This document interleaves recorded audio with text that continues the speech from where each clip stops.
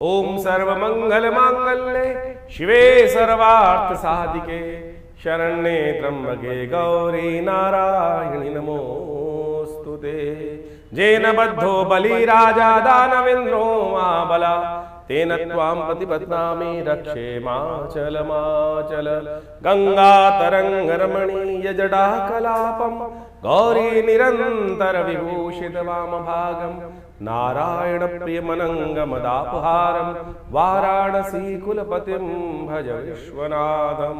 नमस्कार, स्वागत है आपका आचार्य वाणी में। मैं आचार्य डॉक्टर विक्रमादित्य आपके साथ हूँ। आज का विषय हमारा है मीन राशि वालों के लिए ग्रहों का योगायोग क्या दिखा रहा है अगस्त के आरंभ काल में। देखिए, मीन राशि वालों के लिए खासतौर पर समझने की ज़रूरत है कि शनि महाराज का इस वक्त बड़ा विचित्र योग आपकी राशि में बना हुआ है और आपकी राशि के सम्मुख आके ही मंगल विराजमान है।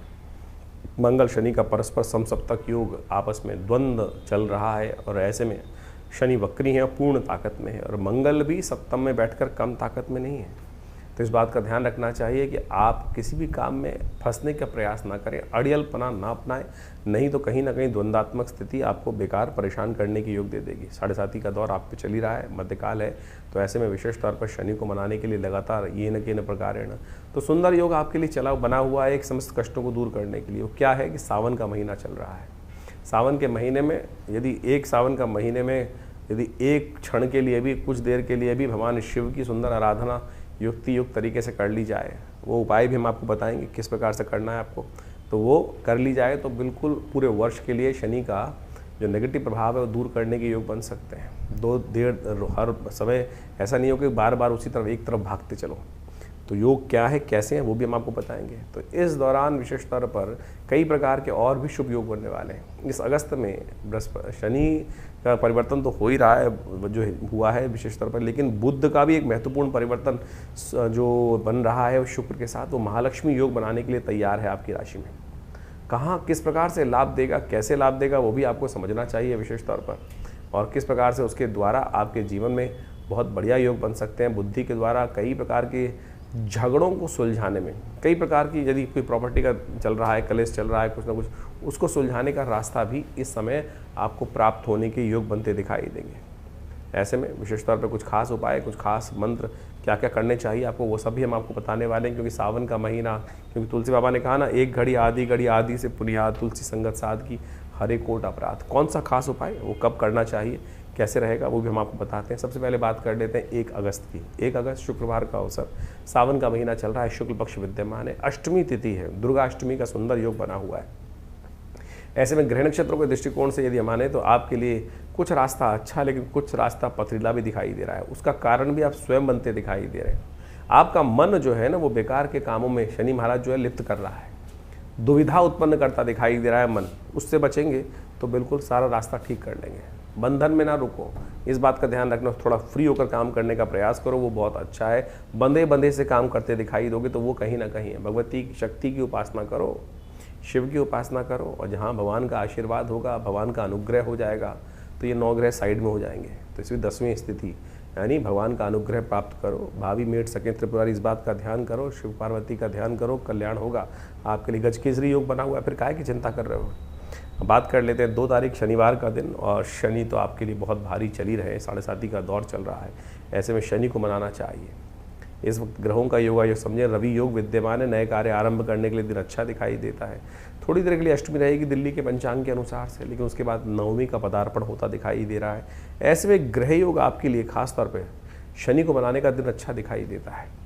एक काम करें, थोड़ा सा दूध लें, दूध में थोड़े तिल डालें, काले तिल, और उनको के द्वारा भगवान शंकर का अभिषेक मंत्र है, ओम शन्नो देवी रविष्ट्रया आपो भवन्तु पीतये शन्नो रविष्ट्रवन्तु नः।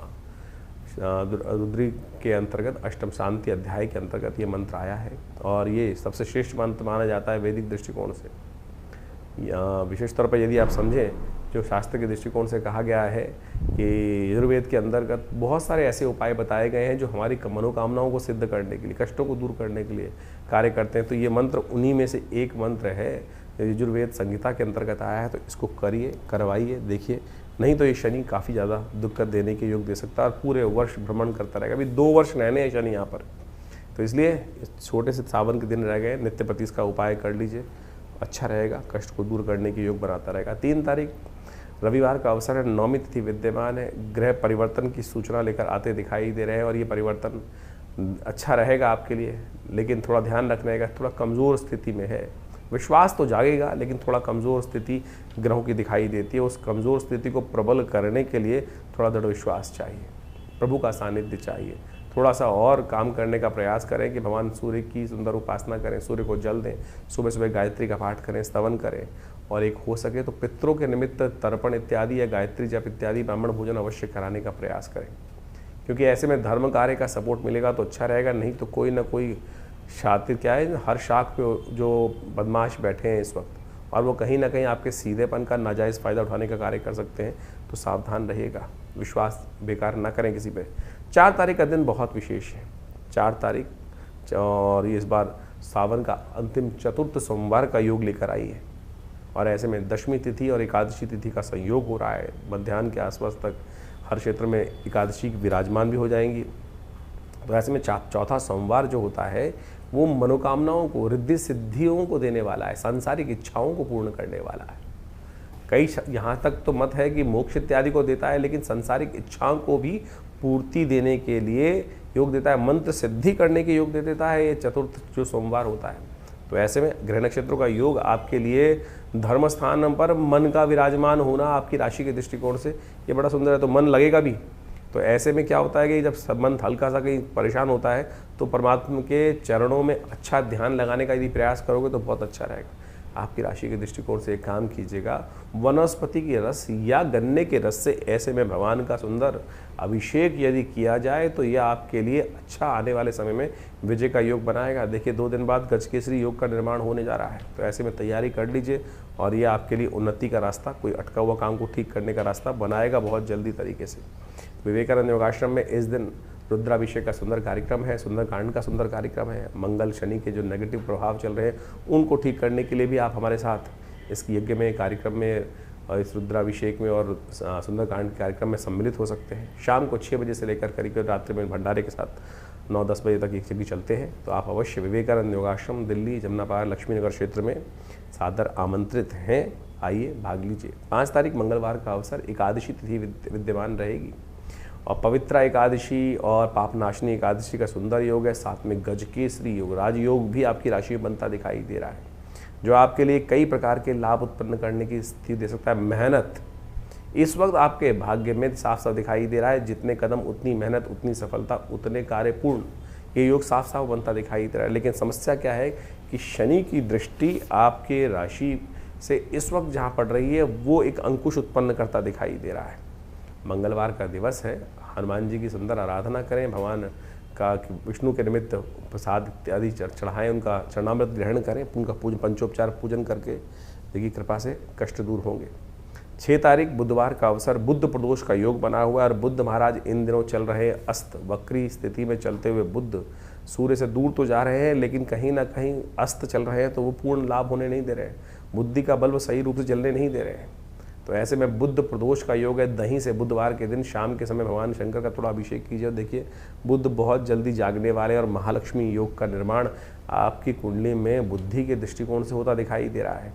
सारा खेल बुद्धि करती है और बुद्धि को जगाने के लिए ये जो उपाय बताया ना, ये भगवान शंकर पे जो विभिन्न औषधियों हम अर्पित करते हैं, क्या करते हैं, ये सारा का सारा सिर को ठंडा रखने के तो काम करते हैं। कोशिश ये करें, इस रहस्य को समझेंगे तो बहुत संपूर्ण रूप से कल्याण का योग बनेगा। 7 तारीख बृहस्पतिवार का अवसर, त्रयोदशी तिथि विद्यमान है और इस दिन ग्रहों नक्षत्रों का खेल जो समझ लीजिए वो क्या कुछ करने वाला है आपके लिए, वो भी हम आपको बताने वाले हैं। ऐसे में दिन आपके लिए काफ़ी ज़्यादा अच्छा दिखाई देता है, लाभ का योग बनता दिखाई देता है। पूरे दिन अच्छे से जो ग्रह योग हैं कम से कम 70% तो आपके फेवर में जाते दिखाई दे रहे हैं, लेकिन शनि का हम कुछ नहीं कर सकते क्योंकि शनि मंगल का टकराव जो है वो कभी भी झटका दे सकता है। तो आपको ऐसे व्यक्ति में हमेशा तैयार रहना चाहिए। हमें कोशिश करें अपने घर में सिद्ध इस समय कष्टों को निवृत्त बचे रखने के लिए कवच धारण करें। शनि का कवच धारण करना आपके लिए सबसे श्रेष्ठ रहेगा, उसको जितना धारण करके रखोगे वो अच्छा रहेगा। हमेशा अपने घर में रखने का यूज़ करें, अपने ऑफिस में रखने का प्रयास करें। शनि का रक्षा कवच जिसको कहा जाता है, जो संख्याओं के अनुसार से बनता है, वो बहुत प्रकार से कष्टों को निवृत्त करने का योग देता है। 8 तारीख शुक्रवार का अवसर, चतुर्दशी तिथि विद्यमान है, सत्यव्रत इस दिन किया जाएगा। भगवान हयग्रीव की भी सुंदर पूजा इस दिन करने का शास्त्र में नियम बताया गया है। भारतीय संस्कृति में अद्भुत अद्भुत कथाएं हैं। हयग्रीव का मतलब है, एक हयग्रीव के नाम का राक्षस था, उसने भगवान से वरदान मांगा था कि मेरी मृत्यु में अमर हो जाऊं। भगवान ने कहा नहीं, ऐसा नहीं हो सकता, अमर तो प्रकृति के विरुद्ध है। तो उसने ऐसा आशीर्वाद मांगा कि हयग्रीव को ही मारे। उस लीला को करते हुए भगवान ने अश्व का रूप धारण किया और फिर उस एक हयग्रीव का संहार किया। बड़ी अद्भुत कथा शास्त्र में विद्यमान है। इसको पढ़ेंगे तो जीवन में के सत्य को ग्रहण करने का सुंदर रास्ता बनेगा। ग्रह नक्षत्रों के दृष्टिकोण से आपके योगा योग जो बन रहे हैं वो कहीं ना कहीं अच्छे लाभ के रास्ते खुलते दिखाई दे रहे हैं। लेकिन थोड़ा ध्यान रखना पड़ेगा, आपकी राशि के दृष्टिकोण से इस वक्त भ्रम की स्थिति पड़ती दिखाई दे रही। कुछ गलत लोग आपके पीछे पीछे चलते दिखाई दे रहे हैं, वो कहीं ना कहीं आपको भ्रमित करने का योग बना सकते हैं। तो उनसे बचने का आपको कुछ ना कुछ प्रयास करना चाहिए। दूध का दान करना आपके लिए अच्छा रहेगा, वो करेंगे तो आपके लिए कल्याणकारी योग बनेंगे। गऊ का दूध भगवान शंकर पर अर्पित करें, वो भी इन दिनों सावन के महीने में सबसे श्रेष्ठ उपाय है। 9 तारीख शनिवार का अवसर, पूर्णिमा तिथि, इस दिन राखी का सुंदर पर्व है, श्रावणी का सुंदर पर्व है, उपाकर्म का सुंदर पर्व है। और इसी दिन बुध आपकी राशि में बड़े सुंदर रूप से जो आपके केंद्र भावों के मालिक हैं उदय होकर बुद्धि भाव में अपना सुंदर योग बनाने जा रहे हैं। यही महालक्ष्मी योग का निर्माण कुछ दिन में करने वाले हैं आपकी राशि के दृष्टिकोण से। तो बुद्ध को शक्ति देने का सुंदर कार्य आपको करना चाहिए। बुद्ध का संबंध बहनों से भी होता है, बुआओं से भी होता है, और राखी का सुंदर पर्व है। इस रहस्य को आपको समझना ही चाहिए। राखी कितनी चमत्कारिक हमारे यहाँ वर्णन किया गया राखी के चमत्कारों को, वो भी आप समझें। भारतीय संस्कृति में रक्षाबंधन का अद्भुत वर्णन शास्त्रों में बड़ा प्राचीन काल से मिलता है। आज कुछ भ्रांति संसार में उपस्थित कर दी जाती है। आज हमारे मॉडर्न हिस्टोरियंस ने जिस प्रकार से राखी को कुर्मावती और हुमायूं के साथ जोड़कर बना दिया और उसके द्वारा उन कथाओं को हमारी टेक्स्ट बुक्स में डालकर, एनसीईआरटी की टेक्स्ट बुक्स में डालकर कुछ वर्ष पूर्व ऐसी व्यवस्था बना दी गई, शायद हमारे बच्चे, हम सब लोग यही सोचते हैं कि हमारी संस्कृति तो शायद हुमायूं से पहले थी नहीं, मुगलों से पहले थी नहीं। लेकिन यदि शास्त्र में वर्णित, हमने आरंभ में एक मंत्र पढ़ा था, जेन बद्धो बलि राजा दानवेंद्रो महाबला तेन त्वाम प्रतिबदनामी रक्षे महाचल माचल। यानी भगवती महालक्ष्मी ने ये सबसे पहला जो राखी का बंधन था, ये बड़ा अब ये शास्त्र में वर्णन जो आता है कैसे किया उन्होंने, उसके लिए राजा बलि की कथा चलती है। भगवान वामन का जब अवतार हुआ तो उस वक्त उन्होंने 3 पग में समस्त जो संसार को नाप लिया था। जो 2 पग में नापने के बाद तीसरा पग कहाँ रखा था, बलि के सिर पे रख दिया था। बलि ने कहा था कि आपने संपूर्ण संसार पर तो आधिपत्य स्थापित कर लिया, जो दान मैंने दिया उसको स्वीकार कर लिया, और अब तीसरा पग जो रखना है वो प्रभु आपने अभी मेरे शरीर पर विजय नहीं प्राप्त करी, आप मेरे सिर पर अपना चरण रखें। तब तीसरा कदम उन्होंने वहाँ रखा। तब भगवान ने प्रसन्न होकर महाराज बलि को क्या किया, महाराज बलि को राजा जो राज्य दे दिया, पाताल लोक का राज्य। भगवान ने जिस प्रकार से उनको श्रद्धा के साथ संपूर्ण रूप से जो उन्होंने उनकी परीक्षा ली थी, ये सब परीक्षा ही कथाओं के माध्यम से समझें कि जिस प्रकार से भगवान ने महाराज बलि की परीक्षा ही ली ना, और परीक्षा में उत्तीर्ण हुए, तो उनको परिश्रम, उस परीक्षा का जो उपहार मिलना था, उपहार क्या मिला, वरदान मिला। तो महाराज बलि ने भगवान से वरदान में मांगा कि भगवान मैं, आपने मुझे पाताल लोक दे दिया, लेकिन मेरी एक इच्छा है, आप भक्त पर कृपा करें कि आप जब भी मैं उठूं तो मेरे को सबसे पहले आपका ही दर्शन हो।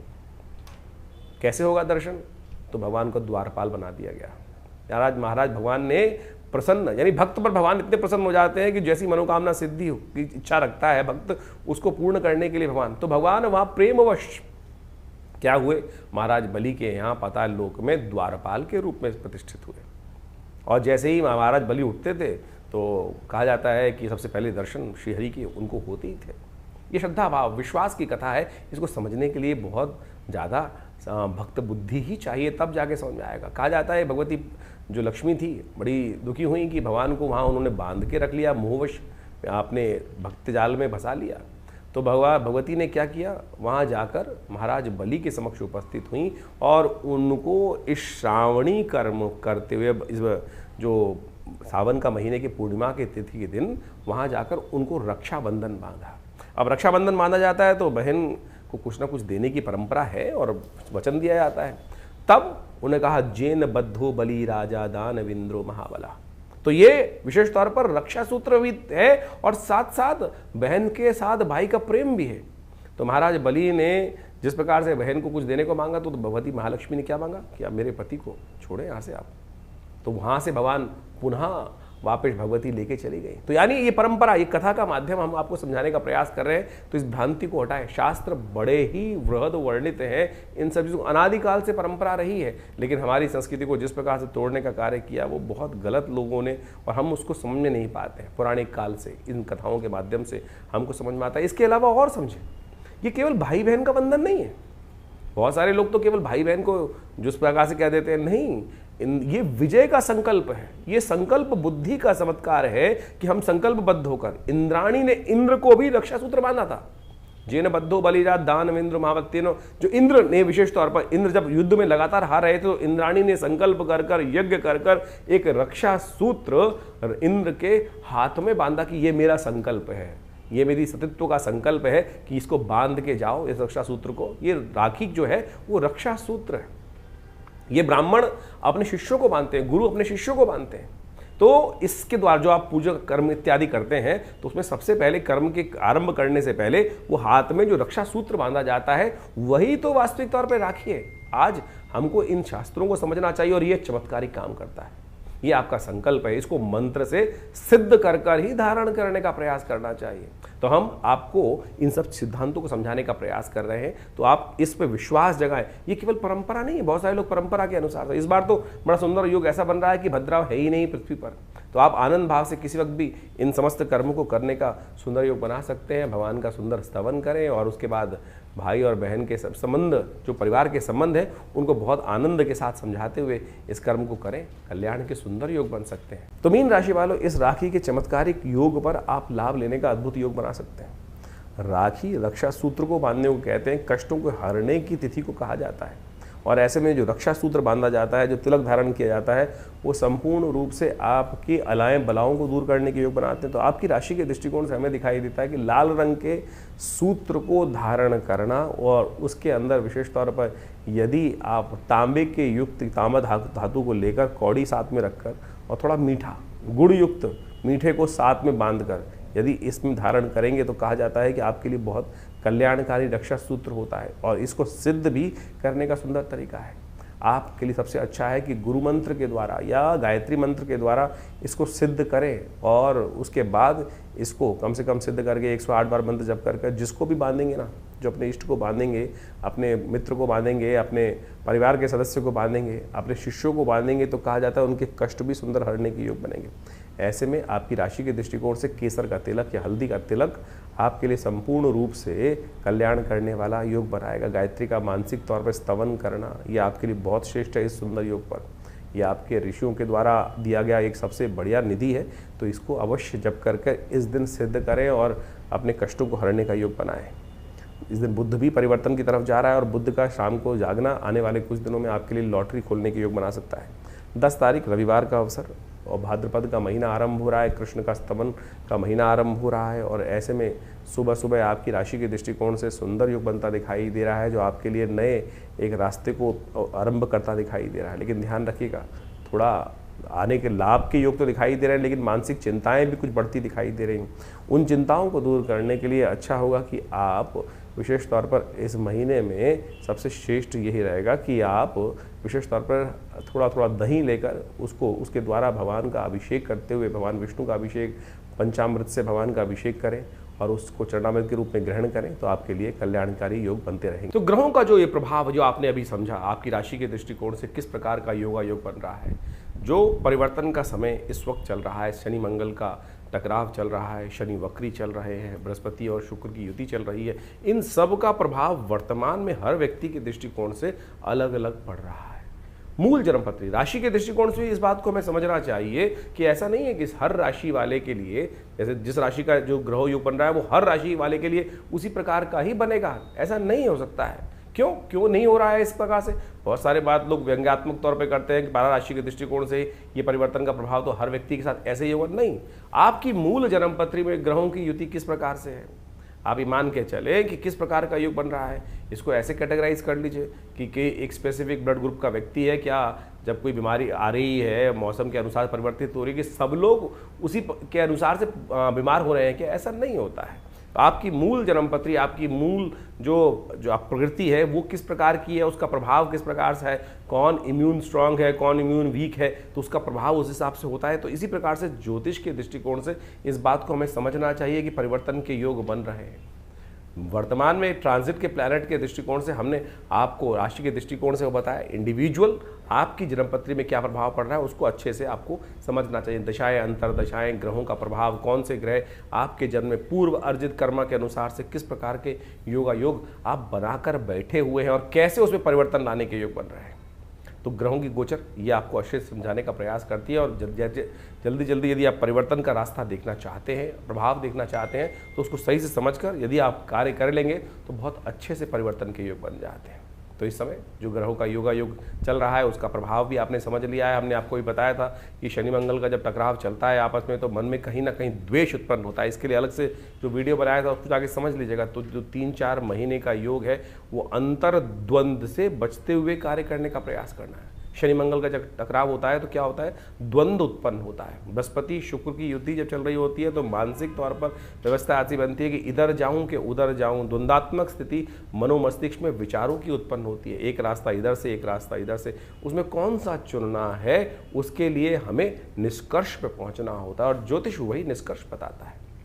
अब ऐसा समझें आप इसको इस प्रकार से बहुत अच्छे से उदाहरण हम दे के समझाते हैं कि गूगल ने आपको रास्ता दिखा दिया। आजकल गूगल मैप्स का हम देखते हैं और उसके बाद भी ये थोड़ी गूगल पकड़कर आपको उसी प्रकार से ले जा रहा है कि नहीं इस पे जाना है, कहीं और नहीं जाना है। वो तो आपके हाथ में, चुनाव आप कौन सा कर रहे हैं। सामने आपके सामने मार्ग प्रशस्त है, ज्ञान आपके सामने दिया हुआ है, उस ज्ञान पर आप चलना चाहते हैं या नहीं चलना चाहते, वो चुनाव आपके जीवन में आपको दे दिया गया है। जैसे कहा गया ना, अवश्यमेव भोक्तव्यम कृतम कर्म शुभाशुभम। परमात्मा हम लोग के मन में आती है कि परमात्मा हमको गलत रास्ते पे जाने ही क्यों देता है। परमात्मा ने आपको जन्म देने के बाद, प्रकृति ने आपको जन्म देने के बाद खुली छूट दे दी, ज्ञान भी साथ साथ दे दिया। देख भाई, ये करेगा तो इसका प्रभाव ये होगा और ये करेगा तो इसका प्रभाव ये होगा। ये शास्त्र से समझ में आता है, उदाहरणों से समझ में आता है। निष्कर्ष जो शास्त्र में कथाएं हैं, कथानक है, जो विभिन्न पुराण इत्यादि में कथानक है, उसके द्वारा हमें समझ में आता है कि ये करेंगे तो इसका नेगेटिव प्रभाव होगा, उसके अनुसार से हमारा भविष्य भी बदलेगा और प्रारब्ध के दृष्टिकोण से जो हमारे जीवन में आगे बनकर आएगा उसका नेगेटिव इफेक्ट होगा। तो उसी प्रकार से ज्योतिष विज्ञान आपको नेत्र के माध्यम से ये दिखाने का प्रयास कर रहा है कि भाई इस चीज़ों में आगे चलने से ये इसका प्रभाव आपके जीवन में उत्पन्न हो, फिर आप चुनाव करें कौन सा चीज़ करें। और बहुत सारे लोगों के मन में एक भाव होता है कि उपाय जो करते हैं उसका प्रभाव होता है, नहीं होता। क्यों नहीं होता उपाय का प्रभाव? हजारों लोगों के जीवन में परिवर्तन का योग बनता है। हम तो नित्यप्रति देखते हैं, जब प्रार्थना, अनेक प्रकार के शास्त्र में वर्णित उपाय, चाहे वो किसी प्रकार के भी हों, जिस शास्त्र जिसका अनुभव, जिस विद्वान का अनुभव हुआ, उन्होंने वो उपायों को शास्त्र में वर्णित किया, उनका प्रभाव बिल्कुल होता है। हर एक्शन का कुछ ना कुछ रिएक्शन है ही, इस बात को हमें समझना चाहिए। तो शास्त्र में अनेक मनोकामनाओं की सिद्धि करने के लिए जो रास्ते बताए गए हैं वो समस्त आपके जीवन में कल्याण का योग देते हैं। इस वक्त तो सावन का सुंदर महीना चल रहा है, कुछ ही दिन बाकी हैं सावन के महीने में। कोशिश ये करें भगवान की शरणागति प्राप्त करने का प्रयास करें। देखिए 9 ग्रह आपके जीवन में बहुत सारे खेल खेलते हैं, बहुत सारे खेल आते हैं, अच्छे बुरे सब प्रकार के आते हैं, लेकिन भावी मेट सके त्रिपुरारी, ये भाव से हम ध्यान रखना चाहिए। तुलसी बाबा ने बड़े सुंदर रूप से लिखा है कि हमारे जीवन के जो कष्ट हैं वो कौन मेट सकते हैं? भगवान शंकर ही मेट सकते हैं। और भगवान शंकर का अनुग्रह, ये 10वां ग्रह है, इसका अनुसरण करने का प्रयास करो। 9 ग्रह तो जो खेल खेलेंगे, ब्रह्मा मुरारी त्रिपुरा अंतरकारी भानु शशि भूमि सुतो बुधश्च, ये सब तो ग्रह चलते ही रहेंगे, लेकिन इसके बाद भी जो 10वां ग्रह है प्रभु का अनुग्रह हम प्राप्त करने का प्रयास करें। शिवरात्रि नवरात्रों में, विशेष तौर पर सावन के महीने में विशेष कार्यक्रम चलते हैं, हर क्षेत्र में चलते हैं, भारत के क्या पूरे विश्व में जहाँ जहाँ सनातन की पद्धति रही, वो जहाँ जिस प्रकार भी योग होते हैं, लोग भगवान की शरणागति प्राप्त करते हैं। और कथाओं के माध्यम से वो विश्वास जागना चाहिए कि 1 लोटा जल भी भगवान शंकर को यदि अर्पित करेंगे तो बहुत सारे कष्टों से निवारण करने का ये विश्वास है हमारा, ये संस्कृति का विश्वास है। और ये अनुभव भी है कि भगवान समस्त कष्टों को हर लेते हैं। जैसे दूध अगर डालेंगे भगवान शंकर पुष्टि के योग बनेंगे। भगवान के अपने मनोरथ सिद्ध करने के लिए अनेक प्रकार से अनेक विधान शास्त्र में उपस्थित किए गए हैं। तो इस वक्त रुद्राभिषेक का समय चल रहा है, कोशिश करें अपनी श्रद्धा के अनुसार से भगवान को जल अर्पित करें, दूध से भगवान का अभिषेक करें, दही से भगवान का अभिषेक करें, घी से भगवान का अभिषेक करें, इच्छू रस, गन्ने के रस से भगवान का अभिषेक करें। और बहुत सारे अनेक अनेक प्रकार के जो शास्त्र में वर्णन जो किया है जिन प्रकार की पद्धतियों को, उन सब चीज़ों को कर लेने से बहुत बढ़िया अद्भुत प्रकार के योग कर्म के द्वारा वो योग बना सकते हैं आप। तो इन सबको समझे। हमने विवेकानंद योगाश्रम में पूरे सावन के महीने में नित्य प्रति रुद्राभिषेक रखा। बहुत सारे लोगों ने उसमें भाग लिया। लोगों ने अपने मनोकामना सिद्धि के लिए अपने अपने अनुसार से उसमें समर्पण संपूर्ण साथ देकर उस कार्य को किया। कुछ दिन और शेष बाकी हैं। शुक्ल पक्ष का अंतिम समय चल रहा है, जिसमें बड़ी श्रद्धा के साथ बड़े उत्सव। कृष्ण पक्ष से ज़्यादा शुद्ध माना जाता है शुक्ल पक्ष, क्योंकि चंद्रमा गति को प्राप्त वृद्धि की तरफ जा रहे होते हैं। जो पूर्णिमा के दिन सुंदर योग बनता है, श्रावणी कर्म उपाकर्म, उसी दिन तो अमरनाथ में जल चढ़ता है। तो कोशिश ये करें श्रद्धा के साथ भगवान के इस सुंदर मास में संपूर्ण रूप से भगवान के प्रति समर्पण करने के लिए आप विवेकानंद योगाश्रम में आ सकते हैं। जो 2 सोमवारों का सुंदर योग रहेगा, तीसरा चौथा सोमवार, जो चौथा सोमवार का योग बन रहा है, उसमें अवश्य भगवान के श्री चरणों में उपस्थित होकर आश्रम में जो प्रतिष्ठित बड़े विशाल भगवान शंकर के श्री विग्रह, फेसबुक पर जाकर आप हमारे उस कार्यक्रम को डेली लाइव भी देख सकते हैं। जो हमारा फेसबुक है आचार्य वाणी आचार्य विक्रमादित्य, उसमें हम लाइव डेली उस पूजा को दिखाते हैं, कराते हैं। आप सब भी उस दिव्य रुद्राभिषेक कर्म में सम्मिलित हो। भगवान का सुंदर रुद्राष्टाध्यायी के द्वारा जो स्तवन चलता है और उनका पाठ चलता है, उनका जलात्मक दुग्धात्मक अनेक अनेक प्रकार से औषधियों से जो अभिषेक चलता है, उसमें सम्मिलित होकर भगवान के प्रति अपनी श्रद्धा के समन को अर्पित करें। और रविवार वाले कार्यक्रम में तो आप सब सदा आमंत्रित ही रहते हैं, उसमें आप आएँ। दिल्ली में ये विवेकानंद योगाश्रम जमनाबाद लक्ष्मी नगर क्षेत्र में स्थित है और पूरा एड्रेस हमारे फ़ोन नंबर से संपर्क साध सकते हैं। हमारी जो वेबसाइट है आचार्यविक्रमादित्य.com, उस पर भी जाकर संपूर्ण जानकारी लेने का योग बना सकते हैं। धन्यवाद, नमस्कार।